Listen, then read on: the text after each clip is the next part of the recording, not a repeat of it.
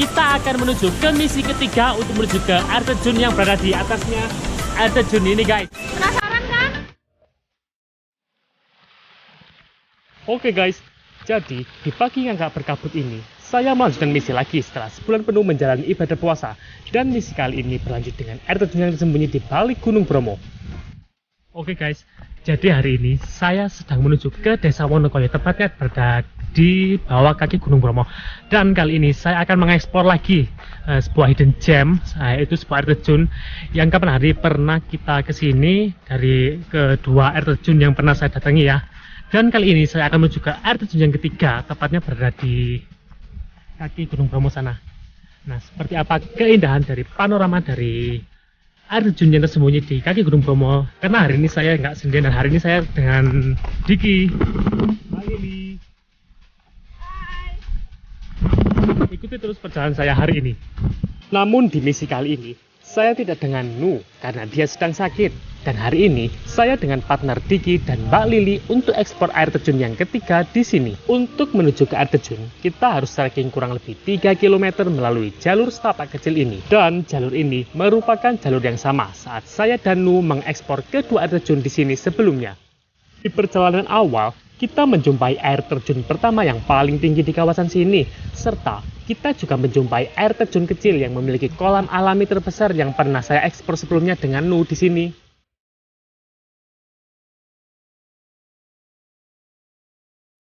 Dan setelah perjalanan kurang lebih sekitar 30 menit, akhirnya sekarang kita sudah sampai mendekati ke air terjun.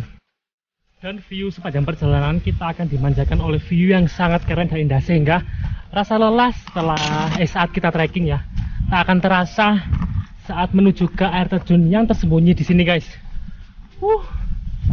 View di sini sangatlah keren karena terdapat bukit-bukit indah di sekeliling kita, sehingga mengabadikan momen dengan berfoto adalah kegiatan wajib saat kita sampai di sini. Puas berfoto dengan background yang epik dan indah, perjalanan masih berlanjut dan mulai menurun ke arah sungai. Apalagi rumput liar di kanan kiri mulai lebat sehingga susah untuk dilalui.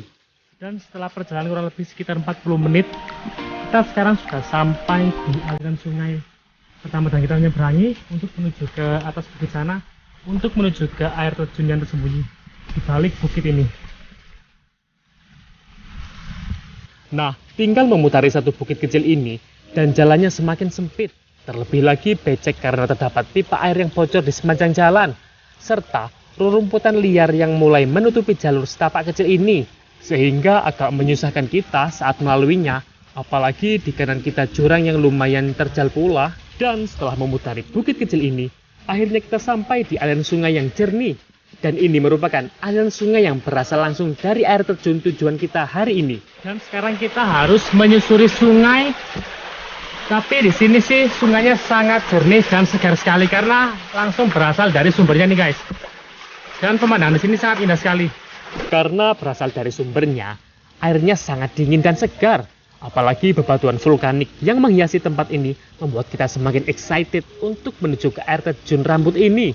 Dan di tengah perjalanan kita mendapatkan dari spot air terjun mini. Dan ini sangat indah sekali nih, guys, meskipun tak terlalu tinggi, namun sangat eksotis sekali. Di tengah perjalanan, kami menemukan air terjun mini yang sangat indah sekali. Akhirnya, kami memutuskan istirahat sejenak sembari melepas lelah dengan mencuci muka, serta merasakan segarnya air yang berasal dari air terjun rambut ini.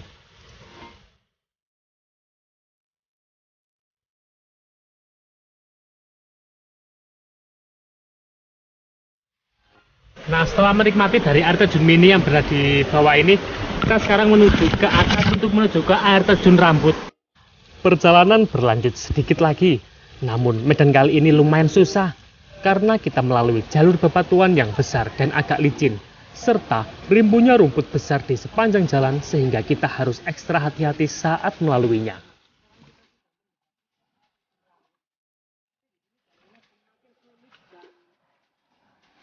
Nah, sekarang kita sudah mendekati ke air terjun rambut.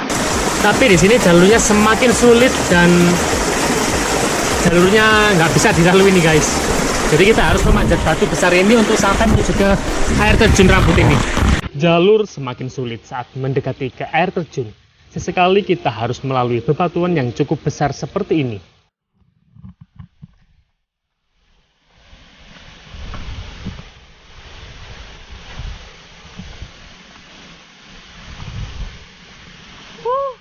Dan akhirnya kita sekarang sudah sampai di air terjun Rambut. Dan akhirnya setelah perjalanan yang lumayan menguras tenaga tadi, akhirnya kita sekarang sudah sampai di air terjun Rambut di spot paling kiri. Nah, di sini terdapat air terjun tunggal yang memiliki ketinggian sekitar 20 meter dengan latar belakang tebing yang sangat indah dan megah. Airnya tak terlalu deras dan besar, namun sangat segar sehingga membuat rasa lelah dan capek ini mulai berangsur-angsur menghilang seketika. Apalagi sepinya tempat ini membuat kita seolah menemukan sebuah surga kecil yang tersembunyi di sini. Terlebih lagi, berada di bawah bukit yang indah membuat saya tak hentinya bersyukur bisa menikmati ciptaan Tuhan di sini. Nah, sekarang kita menuju ke atas untuk menikmati dari air terjun Rambut yang kabarnya memiliki keindahan serta keunikan seperti tirai, sehingga disebut sebagai air terjun Rambut nih guys. Jalurnya lumayan sulit dan sempit, dan jangan sampai merusak dari pipa-pipa air ini, karena pipa ini disalurkan langsung ke ladang warga di sekitar sini. Tak memerlukan waktu yang lama, akhirnya kita disambut oleh hembusan air yang sejuk dan dingin di depan kita yang jatuh dari tebing, dengan didominasi oleh tumbuhan hijau yang rimbun di sekelilingnya.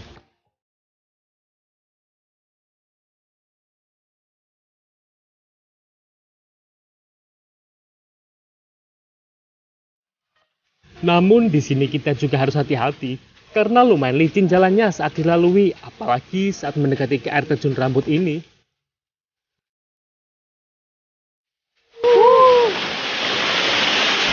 Dan sekarang kita sudah sampai di air terjun Rambut. Finally, akhirnya kita sampai di air terjun Rambut ini. Yeay!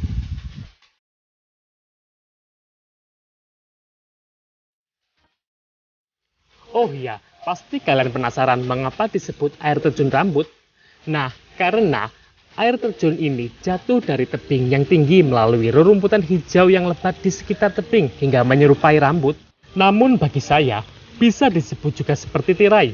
Dan hampir mirip dengan air terjun Benang Kelambu di Lombok. Namun ini versi mininya. Oh iya, di bawahnya terdapat kolam kecil yang menampung airnya di bawah dan disalurkan langsung melalui pipa-pipa di sekeliling hingga sampai di ladang warga. Jadi, jangan heran jika berada di sini, kita akan menjumpai banyak sekali pipa-pipa air mulai di atas dan di bawah. So, kita harus hati-hati jangan sampai merusak atau menginjak pipa tersebut. Dan akhirnya kita sudah sampai di misi ketiga untuk menemukan air terjun utama ini, yaitu air terjun Rambut yang sangat eksotis.